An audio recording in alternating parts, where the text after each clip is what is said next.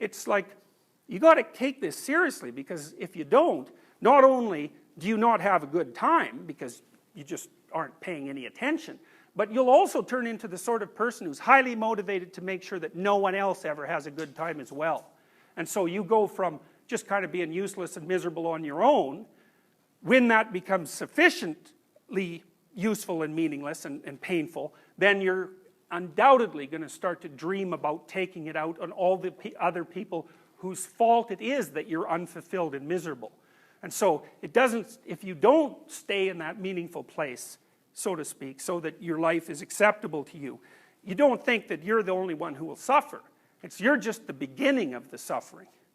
Now with this is a great image. It's really old, you know. The oldest story we have, which is called the Enuma Elish, I told you a little bit about it, the Sumerian creation myth, is the myth about a hero basically going out to conquer some vaguely reptilian, dragonish chaos beast.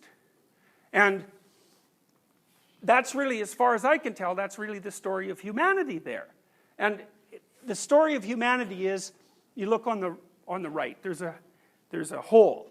And that's the hole that your plans, that's the hole that you fall into when your plans don't work. So that hole is always there. And at the bottom of the hole is something terrible.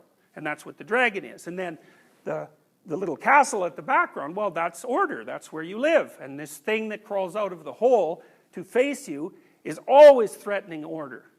And the answer is, well, then what do you do about it? And one answer is, man, get those walls up, you know, 800 stories tall and 500 feet thick. And the problem is, well, you can't get out of a castle that's that thick.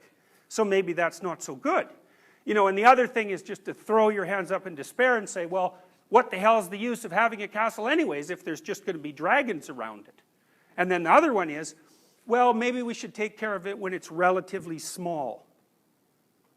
And so, you know, when you're in a relationship, for example, if you don't want it to fall down a pit, then you have to notice when the little dragons are popping up. You know, and those are things that disturb your equilibrium, that produce some negative emotion, but that also